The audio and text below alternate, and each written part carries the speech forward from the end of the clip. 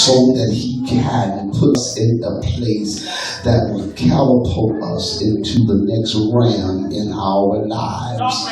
It has been a struggle. I know I've been here also at Bountiful Blessings, but as strong hands, I am not. Sometimes I get discouraged about trying to get to next rounds, and I just accept going to just the next level. But how do we understand and know that if God is who we say he is, then we should not keep him in a Pandora's box, because we need to understand and know that God is unorthodox. And because he is unorthodox, that just because we open up our mouths, just because we wave our hands, just because we pay a few nickels and dimes into the offering plate, we tend to think that God has to move right then and there. But how many understand that he'd already declared that his ways were not our ways, and it says the Lord. And so I come to realize, I don't know about you, but I feel like sometimes I get comfortable. And see, everything I preach is not only to you, but it's to me also, Mother. Many of us need to understand that sometimes we get comfortable in our own self-righteousness, that we feel like that the little white sins that we commit are not hurting no one, that no one's being affected by them. But how many of us understand and know that sin is sin in God's eyes?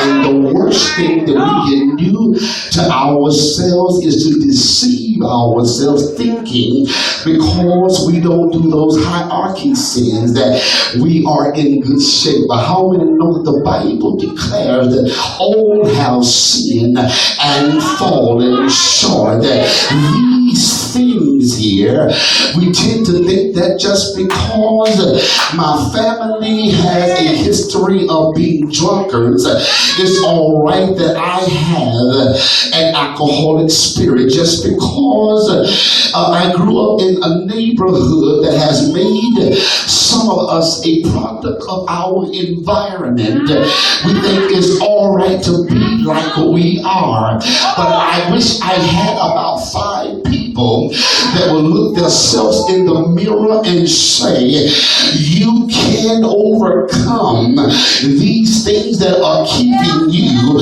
where you are. I wish somebody would just talk back to me and say, Bishop, it comes a time in my life where it has to be more to me, Jaleesa, than what people see. I know you know my chronicles. I know you know my historicity and the antiquated state of me being in the wrong most of the time. But you know what, baby? There is some good stuff on the inside of me.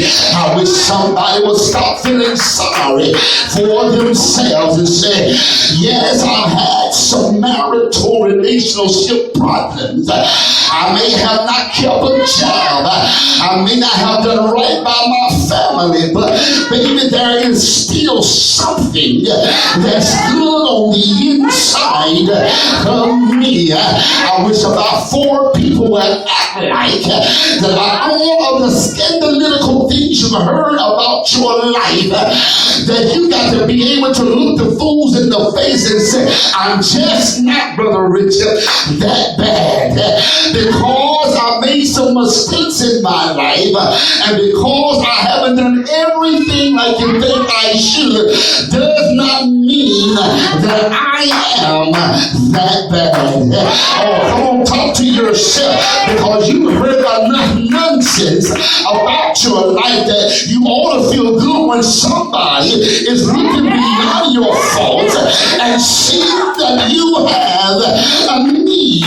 Somebody pat God on the back and say, Lord, I thank you that when everybody else walked off and left me, when everybody else kept on digging in the stars that I had in my life, everybody else, I was never going to amount to anything. You saw something that was worth saying. Somebody high-five me back and say, I don't care what you think. There's something on the inside of me that's worth saving.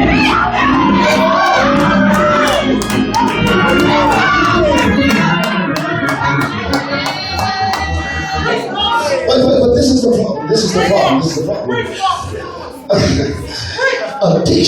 Addiction comes in all shapes and sizes. Oh, I'm going to speed up here now a bit. Addictions, we tend to think of them as in spirits or alcoholism. And you know, they call liquor spirits because it brings something out of you that people are not used to seeing. Oh, we think that people are only addicts when they have a drug problem. But how many of us understand that an addiction is anything that consumes you and overtakes you when you're trying to do the will of God? Watch this right here. Paul finally sits down and gives his testimony that, yes, you all remember when I was on the road to Damascus and how the good Lord saved my life. Is there anybody here been on the road to Damascus and God looked down and saw that you needed saving? Yeah, Paul begins to testify how everybody had an issue with him. Is this the same one that persecuted the Christians? Is this the same one who was breathing out flames? Is this the same one who sold his butt in public? I think there's some more Sauls here. There's some more Pauls here. Somebody has looked at you carrying your Bible. Somebody looked at you singing in the choir. Somebody has looked at you praying in devotion. And they say, is it you who used to be on the corner? Is it you who used to be in the cuts? Is it you who used to be on the wrong boards? Is it you? Is there somebody here will stand up where you are and say, yes, give me that. I'm going God that God saved my life. And you know He changed. Won't you wrap back your hand and act like you can preach and say, He changed me. Change me. Change me.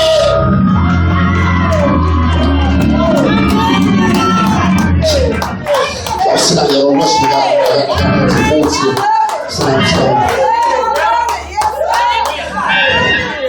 Addiction. Watch this. If you be truthful with yourself, addiction holds you at arm's length from God's will. You know you're behind schedule because of your addiction. Oh, I wish somebody be truthful tonight and say, I should be further along in my life. I should still be struggling paycheck to paycheck. Oh, don't you sit there and look at me like you're around. Somebody ought to be able to tell the truth and say the devil, I should be loud off the road.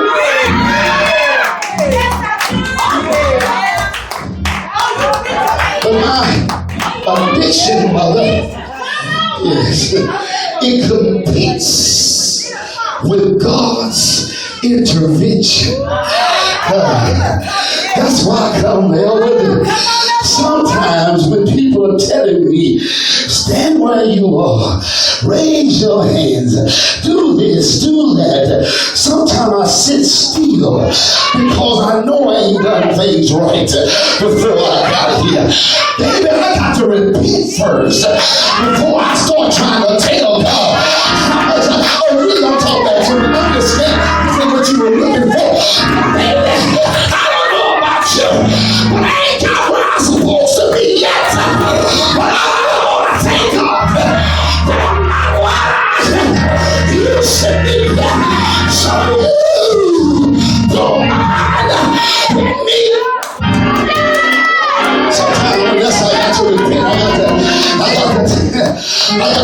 God, I'm sorry.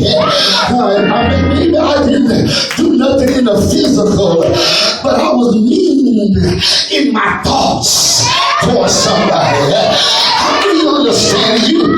We got some murderers because you done kill people in your thoughts. We got some rapists.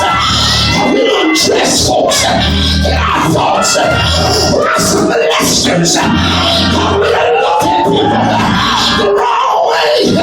I'm going to be honest tonight because I'm in Sin Anonymous and my name is Tony Monk and I made some mistakes and I can't get my praise out until I tell God I'm sorry.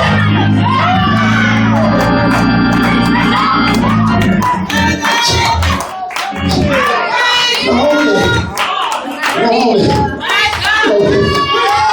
thank God for your night because she made you a mature crowd. You know, sometimes you just got to be honest with yourself and say, you know what? I got some ugly things about me. Come on, tell the devil. See, he can't have no fiery darts to throw if you already expose yourself. Somebody missed that. He can't stay on your track if you already showed who you really are. He can't accuse you, blame you, if you already told him how you gonna mess up. I wish I had about 10 people that said, oh, you.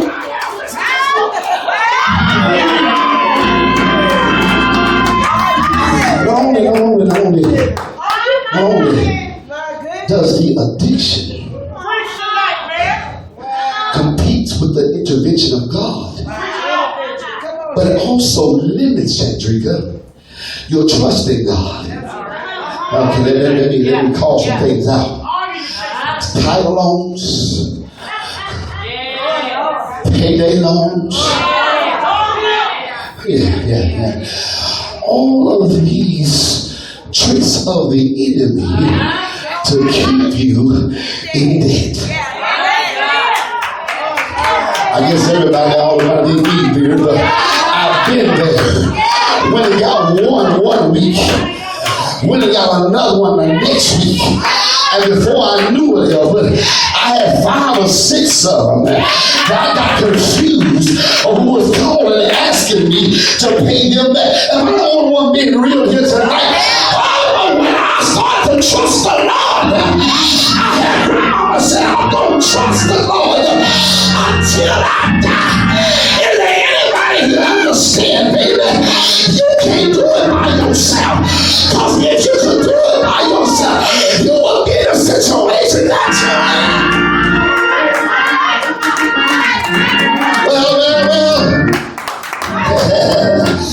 Yeah, I'm moving fast here.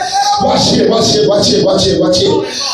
Many of us in our addictions, and you notice I haven't tried to call you addiction. Watch this, really, because only you know. Somebody should have shouted right there. Only you know what your addiction is. Paul is going to show us his addiction, and I know what Tony Monk's addiction is, but Brother Richard, only you know what's keeping you from the miracles and blessings of God. Watch this here. Many of us are only making on grace and mercy. I said something there, but I don't know about you, but I'm tired of thrift store blessings. I'm tired of in the nick of time blessings. I'm tired of almost making miracles. I'm tired of, oh my God, I didn't think that was going to happen. But I wish I had about 6 people that'll stand flat-footed and say, Lord, you told me if I delight myself in you. Come on, please, you will desires of my heart. And when I delight myself in you, mean that every way I turn is all about you, Jesus. It's not about me, but it's all about you. Is there anybody here who can step out of themselves, have an out-of-body experience,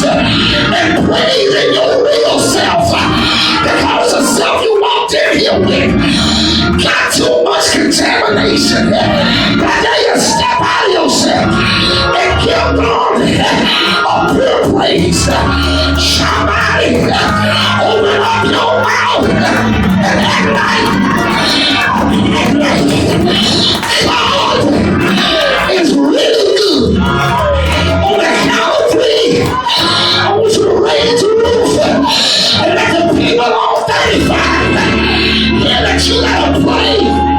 But I bet you somebody will say it sounds like somebody praising out of their self. So wrap back your head like you can preach and say, Lord, I real praise, a real praise, or any real praise in the house, open your mouth, come on, shout, shout out to God, shout with the voice of triumph, shout.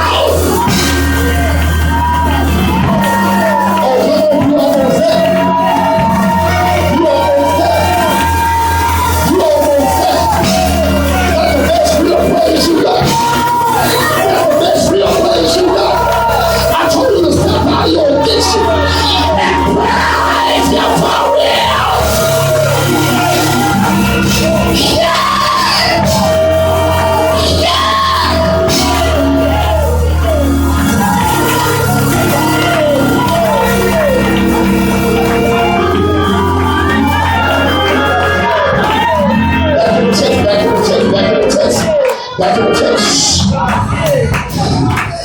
Watch verses 4 and 5. Thank you, Deacon. Watch verses 4 and 5. See, many of us get trapped by the enemy because we are overconfident. Oh, I still have to shout it before you shout. Can I say it in my regular voice? Many of us have issues because we are overconfident. Paul warns us this right here. Verse 4, he says, though I may also have confidence in the flesh. If any other man thinketh that he were of, he might trust in the flesh. He says, I won't. Watch this. Because Paul begins to give his personal resume. Paul says, my parents were Hebrew of Hebrew. Out of the stock of Benjamin. He says, not only am I Hebrew, but I'm a certified Roman. Somebody will talk that to me in just a minute here. You know, he just sounds just like Paul here. Paul want to tell you what he is and how he did it. Paul said, not only am I Hebrew, out of the stock of Benjamin, not only am I of the Jews circumcised on the 8th day like I should be, he said, but I studied under the professor, Dr. Gamaliel. He says, I have degrees that are on my wall. He said, but I come to realize that I think I'm about to go home here, because he says that I come to realize that my pedigree does not matter with God.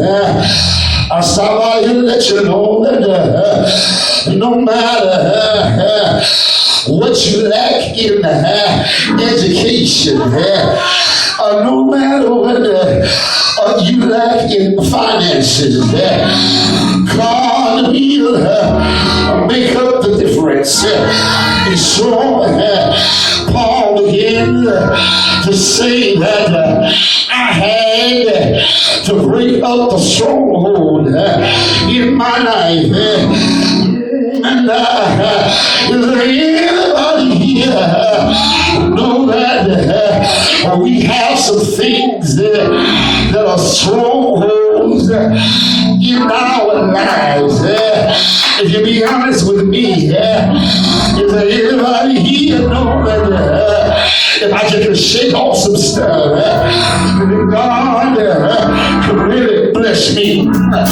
But see here, Paul, in 7 through 9 says that in order to get to that point, you don't have to mind losing. Is there anybody here don't mind losing? Because how many know that if you lose for the sake of God, that God will replace it with more?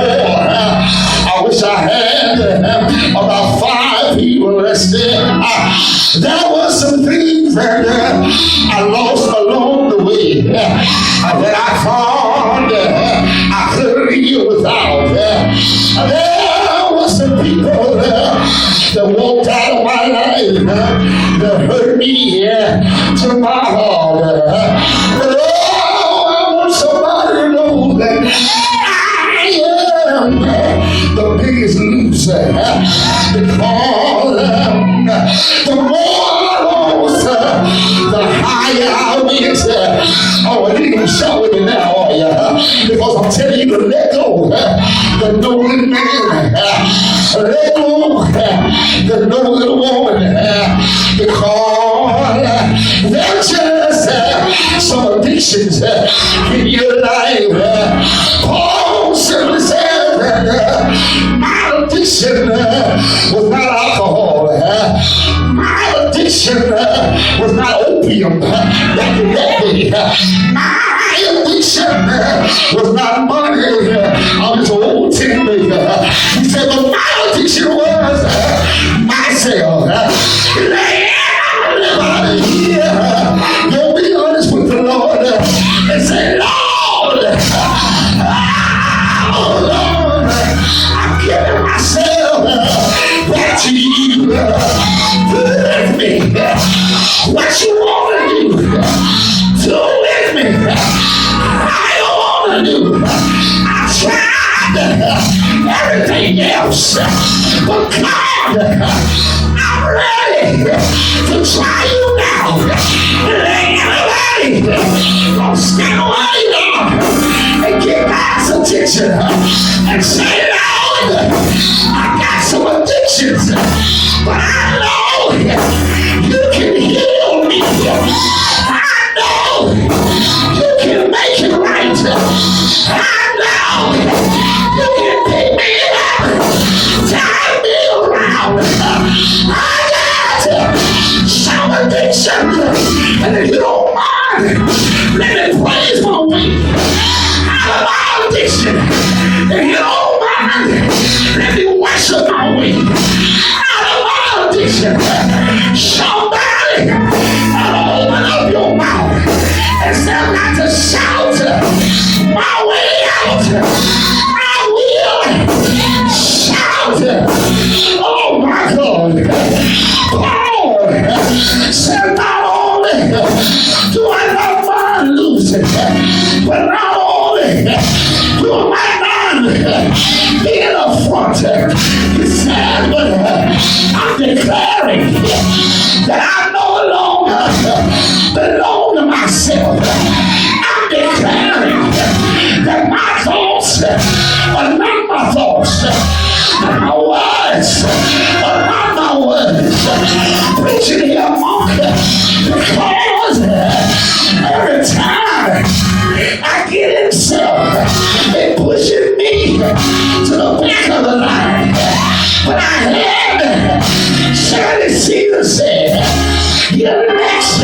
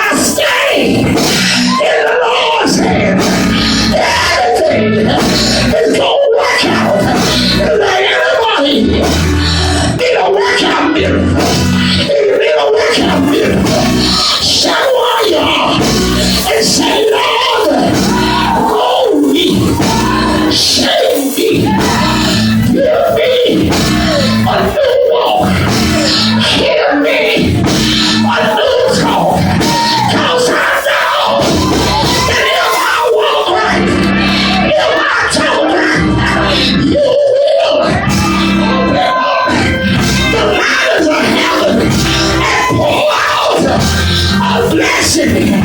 Somebody reach out and say, I'm ready.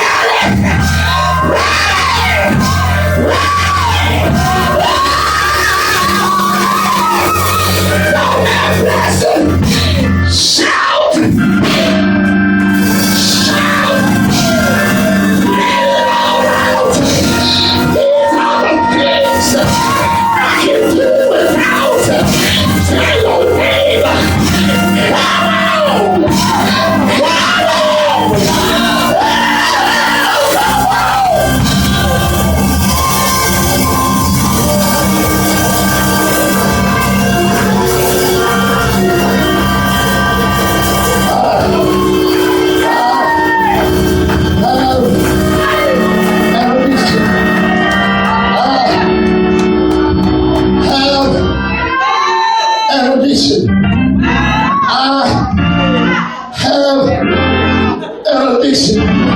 Somebody go get it. I have an addiction.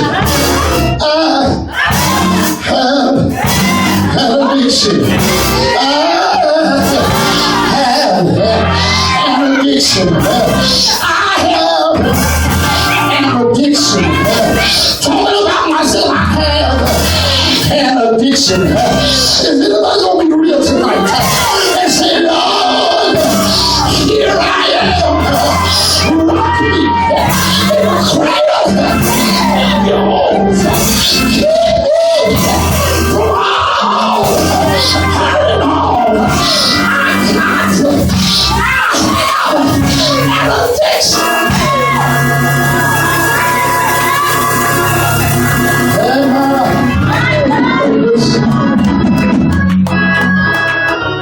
My addiction.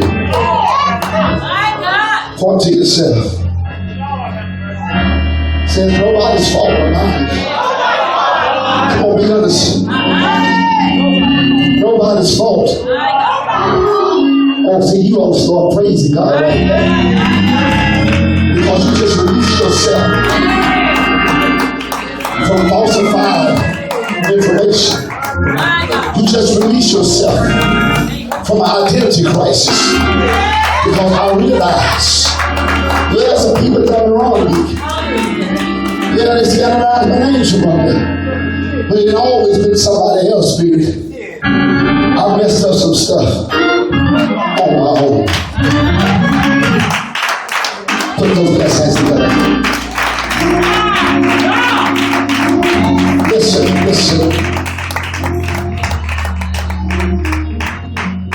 This word here is not a word that promises you prosperity. But it is a word of rededication. And when God gave me this word on the way down the highway, I remember I was watching the movie The Grey. And the last scene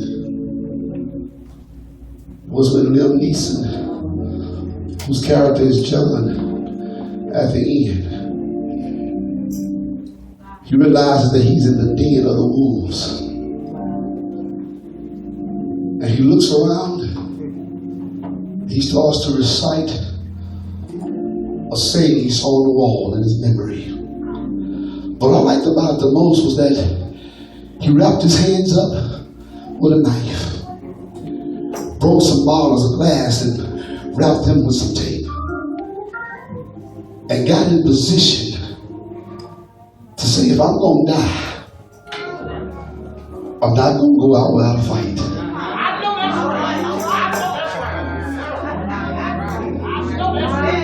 Oh, you missed it. See, the alpha wolf all moving along just kept showing up to let him know he was there. Never did he attack. Never did he tell anybody. He just kept showing up just to let him know, I'm the head joker in charge. But Liam Neeson, his character John, finally said to himself, I'm not going out like this. And I believe that somebody here tonight will look at addiction in the face and say, you know what? You may have stopped me before.